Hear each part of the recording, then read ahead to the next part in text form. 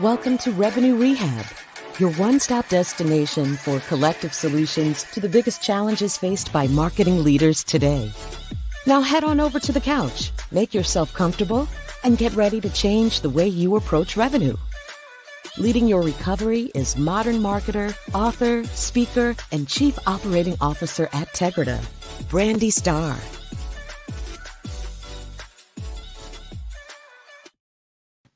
Hello, everyone, and welcome to another episode of Revenue Rehab. I am your host, Brandi Starr. We have another amazing show for you today. I am joined by Jamie Walker as the SVP of Global Marketing at Keyfactor. Jamie is responsible for leading a high-performance marketing team that drives brand, demand, and experience. Prior to Keyfactor, Jamie held various marketing roles at high-growth startups, leading all aspects of demand marketing, including client upsell, digital, testing optimization, account-based marketing, field marketing, and channel marketing.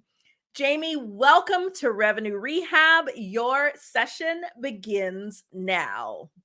Awesome. Well, nice to see you, Brandi, and thank you so much for having me today.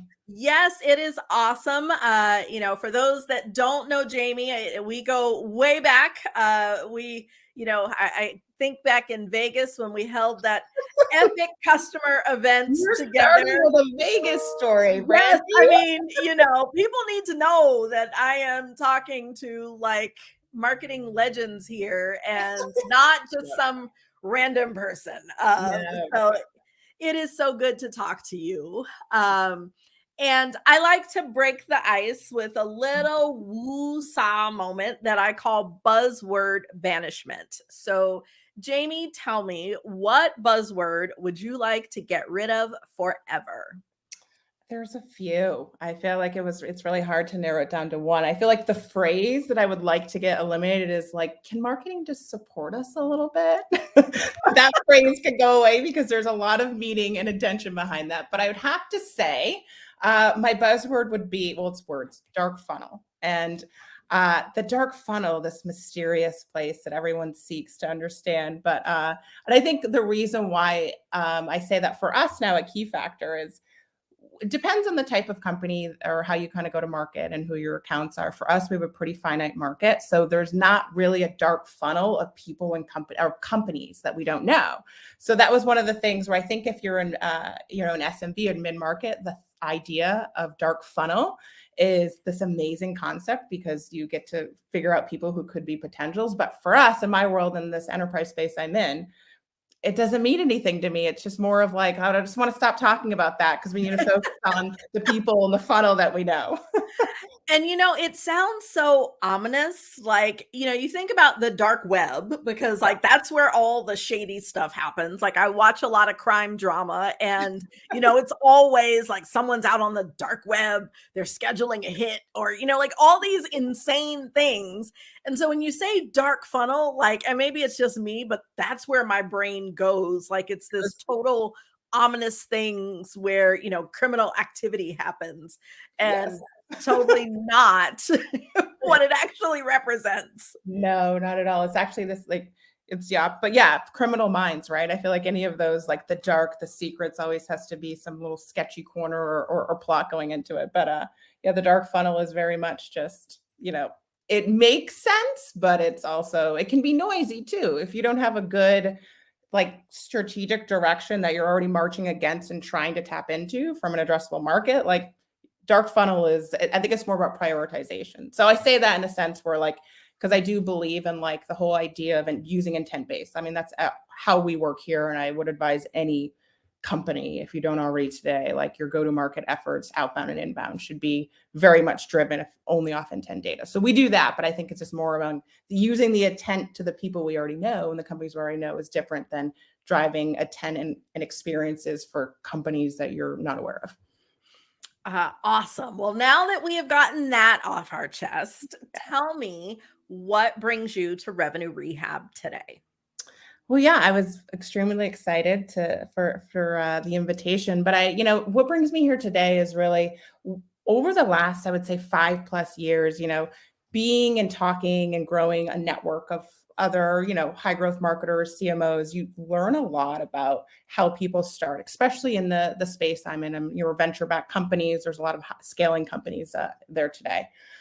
There's this constant pattern, I guess is the word I would use, about being so focused on the numbers. And I think for many PE-backed company, we have ARR goals. It's important to focus on the numbers, but sometimes you lose sight of how are you moving that market, and that can be beyond numbers. And so where the part where I'm currently focusing on now, and what I see and talk to other people about, is like the need to have some sort of brand aspect to a startup scaling environment. Although you're really only measured on numbers, you're not probably measured on how much share of voice or other brand metrics or direct traffic that could be. But if you're not measured on those things, it's important to have a pulse on them.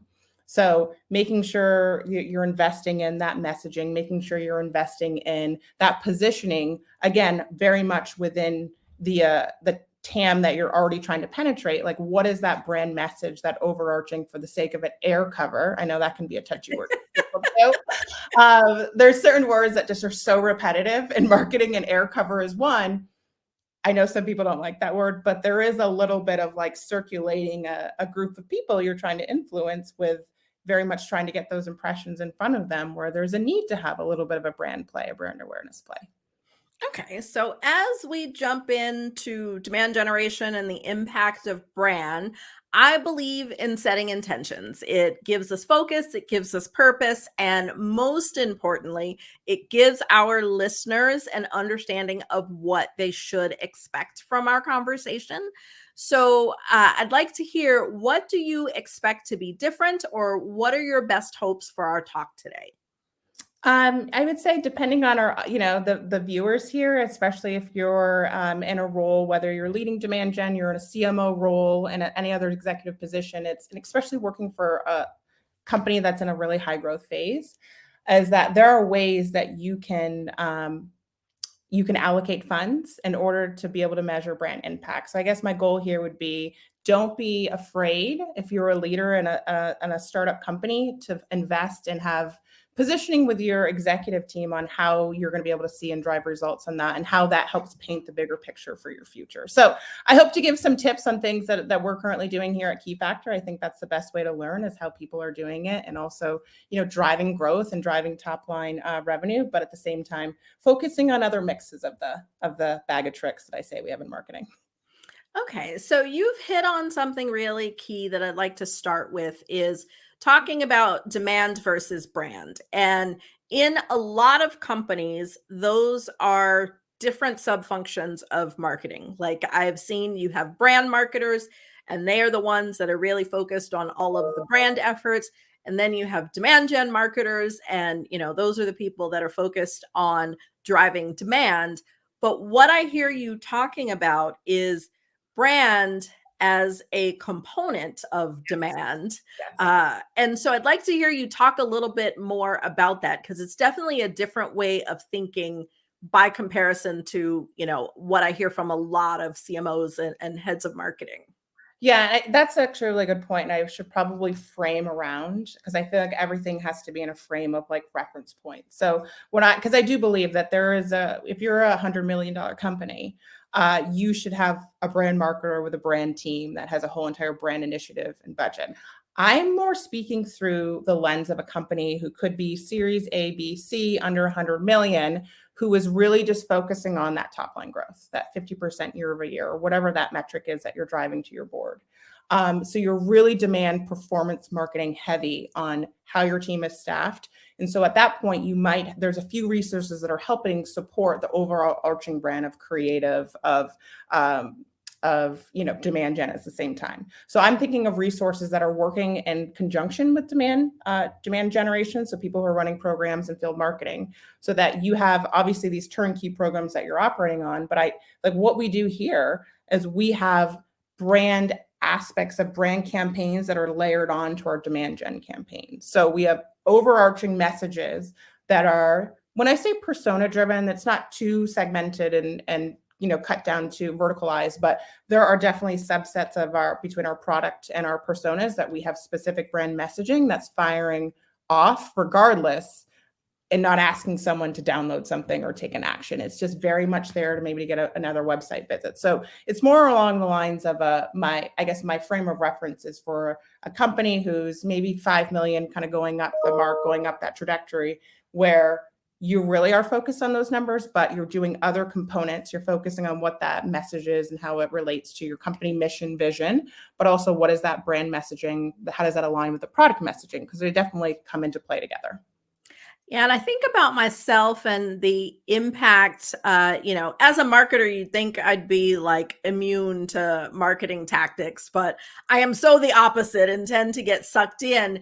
And I was just talking to a client recently who was trying to decide between two technologies. Yep. And my initial reaction when she said it was, oh, I absolutely love tech A. And I won't call out the brands. And when she was like, oh, really? Like, what is it that you like about it? Yep. And when I kind of really thought about that, I was like, I don't actually know anything about their product. Like nothing. Yes. No, nada. Yeah. But I have just, I've attended some of their events. I've, seen a lot of their collateral, been sent some of their industry reports. I've just engaged with this brand so much that my natural reaction was, oh, I love them.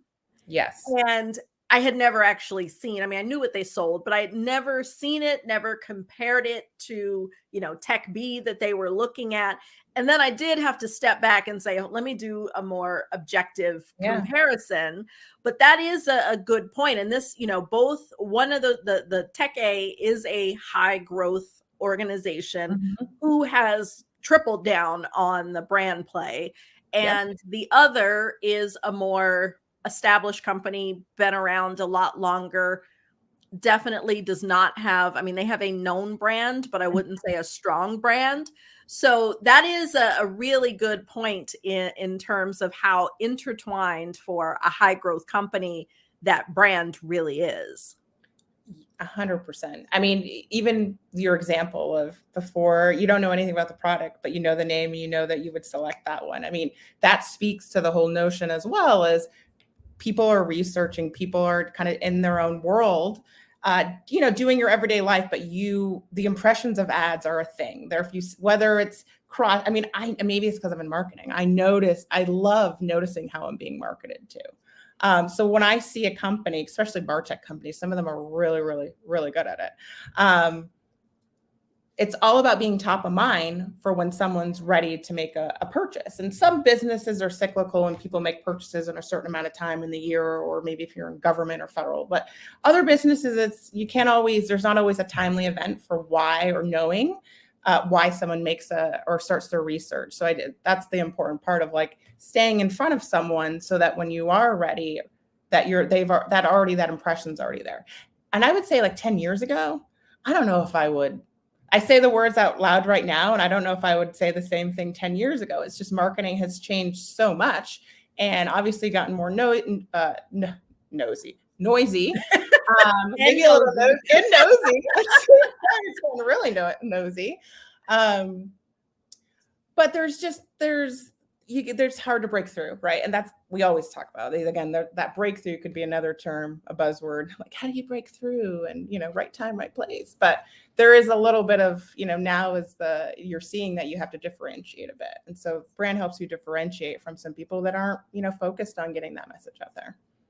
So we know that focusing on brand is working in driving demand generation. Yep. What's not working? What are you seeing that people are doing that, generally speaking, because I know there's always nuances, one thing that sucks for someone else could be amazing for a different company, but what sort of things are you seeing that people are investing in or, spending resources on that are just kind of not doing what we'd expect them to?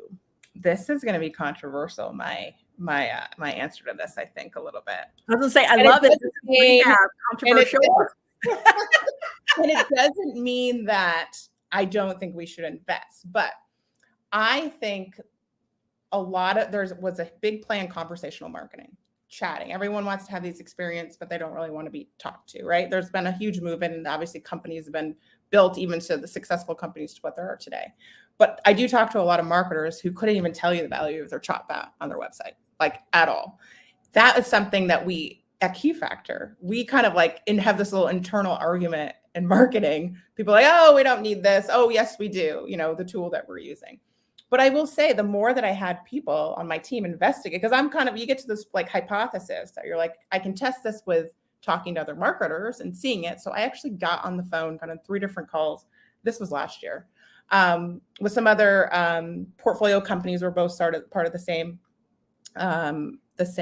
firm, and everyone said the same thing. Everyone has this great chatbot. I'm trying to figure out how to make it work and how to be able to show how it's driving more. I mean, for me, it's about driving pipelines. So we're in we want the chat to drive more conversations that we talk to more people and open opportunities at the end of the day. But no one can see the value, and you need so many resources to put against it in order for it to be successful. And so that's probably the one thing where I generally hear and can say for us, but I honestly think it's knowing that you have to have a lot of resources to support it. But chatbots, I think, for the sake of the conversations I've had in the past 12 months, are probably the one thing that people are really trying hard but not seeing their return on investment. I would agree. Even though it is a controversial topic, it does seem like conversational marketing was one of those things that was a hot topic for a while. And it became one of those, like, what do you mean you don't have a chatbot? Like, what are you doing with your life? And everybody got one. But every conversation that I've had, it's kind of like, the use cases that I'm seeing where people are really successful with chatbots is on the customer service side, in being able to serve customers, to get them answers, and so my opinion is that the strong play is in customer retention and not customer acquisition. Yeah. But that is, again, based on my anecdotal conversations with different marketing leaders, it does seem that chat is the thing that's not working. I know, but we want it to work so well. Like, I'm even saying all this, and I'm still evaluating a new tool, like, because I want it. Like, it's how I was prospected on the tool, like, blew my mind away. So of course, when that happens, I'm like, ooh, I want to peel back all the layers and be like, okay, what is the underlying infrastructure? Like, how does this work? You knew X, and I start like kind of dissecting it. But that's when you start really understanding how something works. Yeah. And that could also be the thing, that it's the way that it's being deployed. Everything's data driven. If there's not the data on the back end to make that chat experience what it needs to be, it could be that it's not chat. That's not, that's the problem. It's more what's being done with it. Yep. Totally. Always goes back to the data, right? That's where we first met, in the data world, right? Yes. Data world. Or I was in the data world. So yeah, no, I definitely believe in everything being data driven wherever possible. So I know you mentioned that there's some things that have been working well at Keyfactor, specifically for high growth companies. So share a bit about that when it comes to demand, because it sounds like you guys have a really clear, target audience that's kind of defined. So what are you seeing that's really effective? I mean, we're having a lot of success and ABX experiences. And I think that's, I say that not lightly, because it's not every version of ABX is different to each company. It's a very much an internal alignment thing, but we've been really successful here at Keyfactor. So we have a really good, strong ABX motion and alignment internally with our team. So when we talk about your traditional events, digital experiences, syndication, we have a very finite program that's lead based and account based, that kind of fit together. But one of the things, so we have that, and there's an action we want someone to take in order for them to bubble up and shoot over to the SDR team. We also have a play on these accounts in certain places where we have that general awareness, just digital ads going. And I think that's probably another controversial topic that you'll hear, like, oh, digital ads aren't working. I think I mean, I wouldn't really say digital ads as far as like display ads on, the Google network is a way we're going, because that's not. But when you have a good account-based motion with good technology supporting it with the intent data, we've been seeing a lot of success putting brand ad dollars against our demand programs that are happening to those accounts and seeing a really uptick in influenced opportunities being open. So that's something where we were, again, very demand gen focused, very numbers focused. Those were always our North Star here. But we started seeing more success by adding program dollars from the brand side to those demand gen programs. So that's something like I would say is like a quick win. There was definitely some underlying process and technology that supported why it was successful. It's not something you can just go, you have to have the right people, process, and technology, I think, in order to get there. But that's kind of one of the early parts where we started seeing like, let's start doing ads that are really just about getting more coverage on this market in these regions so that there's more awareness. And we were seeing a lot, again, we have that motion going, we have a strong outbound motion going, and then you have marketing who's feeding all into the intent data, driving the experience. So there's a lot of exposure of us in front of these accounts, very specific personas, and it all comes together. I mean, we look at it from a multi-channel perspective. We do use attribution. That's probably another one word people hate. We look at it as a guiding star, not versus, it's not something that we look at it to like point fingers on what's happening, but we look to see what channels are performing and where we put our program dollars. So that's where we started, by just investing a little bit of program budget into that. Now, when we're thinking about, we're in this high growth phase that, that's looking through a single pane. But when you start looking in the next, 3 to 5 years of a company, you're really setting the stage and the foundation for where you want to be. So we've been doing a lot of work here. And I would say we, as a enterprise sales driven organization through and through, we do really well in our product messaging and making sure we're enabling sales with the right messaging and the battle cards and all the stuff that comes into enabling sales to be successful, especially in a very technical environment that we're in cybersecurity. But we're also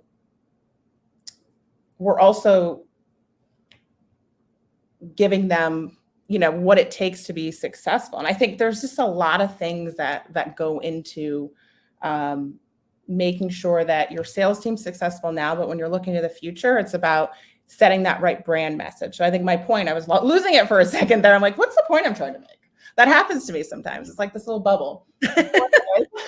Focusing on the future means you need to get your product messaging and your corporate and your brand messaging need to align together. So one of the things we're starting to do is we're looking at the future of our company and where we want to be, regardless of, we'll hopefully go through some M&As over the next few years. You can't keep changing your story and your message as you do that. Like, what is your North Star as a business you're going to, or who do you want to be known as? And so we've been really focused on that brand messaging. And again, I was talking to one of my board members and I said, hey, we got the numbers down. It's almost like Maslow's hierarchy of needs of like, focus on the numbers. When you focus on the numbers, another thing for us is building a community. And then it's brand in between, because it has a piece that kind of fits into both of those needs as a company. So that's something where, that involves getting your executive team around and really looking kind of futuristic and making sure your mission, your vision align. And that's how you really kind of build that brand messaging. So that's something exciting that, we're focused on here at Keyfactor, as we're looking for, we are the company we are today, but to be successful and to keep growing, we need to be looking far ahead to see what it is we need. So brand has been a big focus for us going into this year. Okay, so I want to jump back to two things you said. First, again, sticking with talking about brand. In episode 5, I got to talk to Russ Somers with Lithos, and we talked a lot about their brand and, the rebrand that they went through. And he really hit on, in that conversation, exactly what you're saying around the brand messaging and the product messaging and who do you want to be in the marketplace and the importance of that. And what I'm hearing, and, he and I talked about that more as a present day evaluation that his company had gone through after a merger. And what I hear you talking about is that same thought process that they had to go through in that moment is something that you're thinking about now, understanding that as a high growth company, acquisition is generally what the plan is. So it's really interesting to just compare the two conversations. So anybody who hasn't listened, go back to episode 5 to just really see that this isn't after a merger. We've got to think about how do we put these two brands together and what do we do with that positioning and messaging. But you're saying we got to now start to tell that story and not wait until there's a merger. Yes. And I would caveat to say, we just merged with another company last year. So we did product level, like, what does this mean? It was a technology merger.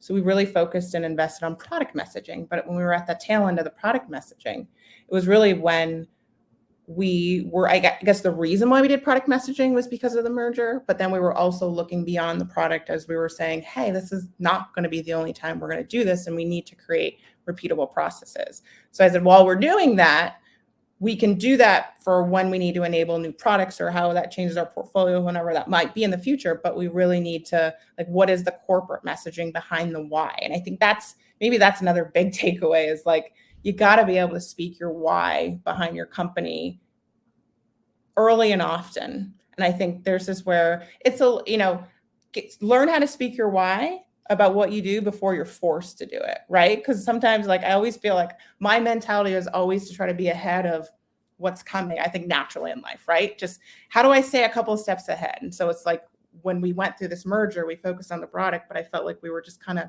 singularly looking at something as very, just product driven versus, like, what does this mean as brand in a company? And so that's when, yes, it was post, but it was really when we started to look at our future and saying, hey, this is going to happen again. So let's set the stage and focus on brands so everything fits into our why later on when we make these choices. And so those can be easy or very challenging conversations for a CMO to have with their executive team. And I think it just depends on, the relationships, but I think I'm probably a little more blessed than some of the people that you talk to, because that's never been the challenge for me personally in my role today. It has been in my past.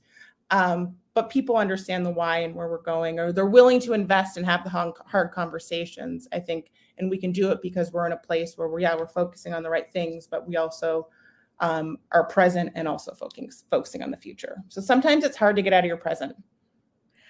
That I love that as a takeaway, like, speak your why early and often, and focusing on the future, and the fact that it is sometimes hard to get out of your present. I'm like, that is so true. Like, that really resonates with me.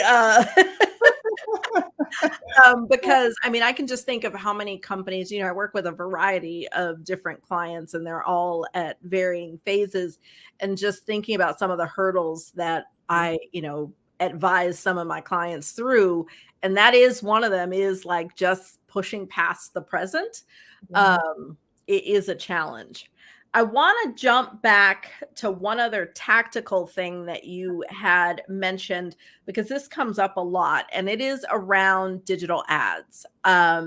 And, with all of the privacy things changing, and, like, there's conversations around what does marketing look like in a cookieless world, and all these sorts of things. One of the things I heard you say is, kind of like when email marketing was first big, there was like this spray and pray with email. Yeah. And it seems like there's a little bit of that now with digital ads, like not as bad because, they cost more, but where people are doing these broad programs and then saying, display doesn't work.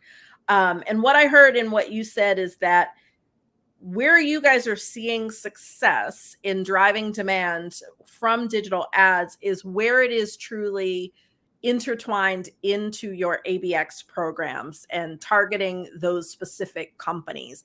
And I want to have you dig a little deeper into this, because I know that this is a common challenge, especially with those early stage and high growth companies, is, how to leverage digital in an effective way? Yeah. So if we're talking through the standpoint of, again, it's making sure that what are you measured on? Okay, so I always go back to that. Like, you have to be very specific, and anyone can talk about influence pipeline all day. So if you're talking, I'm talking in the world of like, you're talking pipeline language and not MQL language. Like, those are two different types of talk tracks that you are or not having in your business, and what marketing is measured on.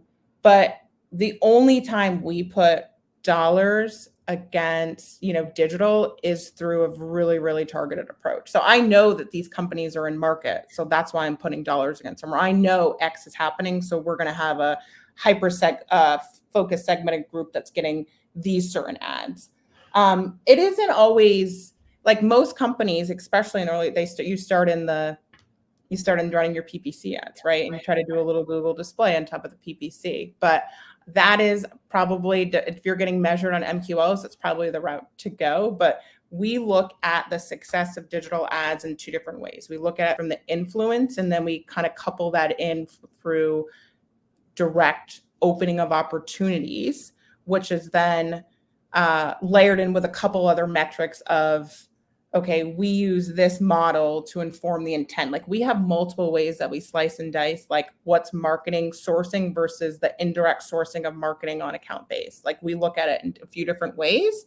But at the same time, my talk track that I'm always speaking to my boss is very much showing like we were here. I had to make sure we were coming in from a historical standpoint. You got to be able to show if whether it's an MQL or if it's an influence opportunity, depending on what you're measured on, you have to be able to show value in adding those dollars to get those final outcomes. It's not always the case. When you come into talking about investing in like a platform from ABM, that's not easy for a lot of younger companies. And I think I even have discussions every day.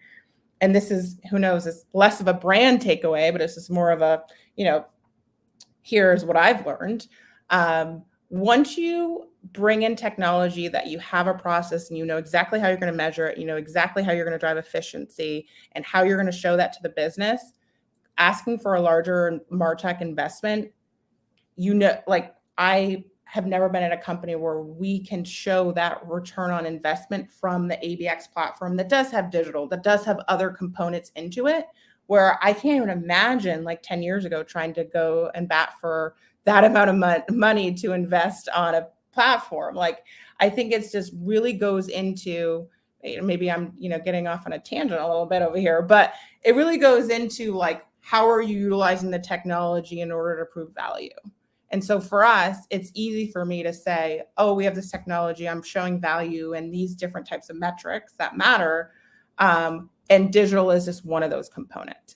I think it really goes into, you have to have the right resources and investments in order to have to make resources to make those investments to be that successful. It's not just like, oh, anyone can pick up and has a $300,000 budget and can be successful by running digital ads for target accounts. I'm sorry, that's not going to work. Like, you have to, but it is, we drive a lot of efficiency. And so that could be another, when you talk about the efficiency of what you drive in your marketing spend from what comes on as like source pipeline or close one business, there's a lot of ways you can look at how you're driving value and efficiency and using that as for me, my efficiency is based on the fact that we have this multi-pronged approach into how we go to market that isn't just demand focused and lead focused. There's a lot of different things that go into our go-to-market focus and effort that has a combination of lead-based and account-based with that ad component on top. So it's a little confusing, I'm sure, to some, but it's been wildly successful for us. And I think we are generally a leads-based style of a company. And that's the reality of it. We're not of this giant, like we only report an account base. Like I have a lead-based funnel that I report every month, every quarter up through our board that shows our conversions and everything. But we also have this other motion going on and we couple them together. And that's where we've had so much success. And it comes down to the audiences that you're using for the advertising. So to summarize that, what I take away from that is that you've got to have multiple things in motion. Yep. That each of those things needs to have clear metrics around what you're driving. The metrics, the numbers you're trying to move is going to dictate the strategy. The technology is going to enable that strategy. And then you've got to have the people and resources behind the tech to make it all work. Did I tie that up nicely? Tying a bow and it's all wrapped nicely, right? Awesome. I was going to say, I got that one. Yeah, I got it. But, talking about our challenges is just the first step, and nothing changes if nothing changes. Yeah. So in traditional therapy, the therapist gives the client homework, but at Revenue Rehab, we like to flip that on its head. And I want to ask you to give us some homework. So can you summarize for our listeners, what are your key takeaways, and what is that one thing that each of our listeners can do to move the needle in their demand generation and brand efforts? The one thing that you can do is tie a layer of brand awareness onto your demand gen campaign themes. That is the one thing that I would say that kind of sums it all in a little bow, maybe not as nice as Brandi's, but carve out the dollars, know what you're trying to measure from it, and you will start. And again, making sure that you have the tools to measure success. But if you have, a lot of people have very similar MarTech stacks these days. It's just all a matter of how they fire together and how they work. So generally, you probably have all these things together, but people are nervous to just even put incremental amounts of money towards brand awareness because they can't show the return on investment, specifically from that vertical. When you package it all in a bow and you start looking at how they're influencing, you're going to be in a much better position. So I would say for everyone listening, your one thing is we're going to start with one place. Look at one of your initiatives that is happening and figure out how to add an additional brand play into that one initiative. And then we can expand from the one. But let's start with some place that, you've already got dollars tied into, maybe a program that's already somewhat successful, that, you've got a good ROI. So throwing a little extra dollars in there for brand isn't going to hurt anything, so that you can start to build that brand to support the growth. Correct. Awesome. Well, Jamie, I have enjoyed our discussion, but that's our time for today. Awesome. Well, thank you so much for having me, Brandi. Thank you. And thank everyone for joining today. I hope you have enjoyed our conversation with Jamie. Can't believe that we are already at the end. We will see you next week. Bye. You've been listening to Revenue Rehab with your host, Brandi Starr. Your session is now over, but the learning has just begun. Join our mailing list and catch up on all our shows at revenuerehab.live. We're also on Twitter and Instagram at Revenue Rehab. This concludes this week's session.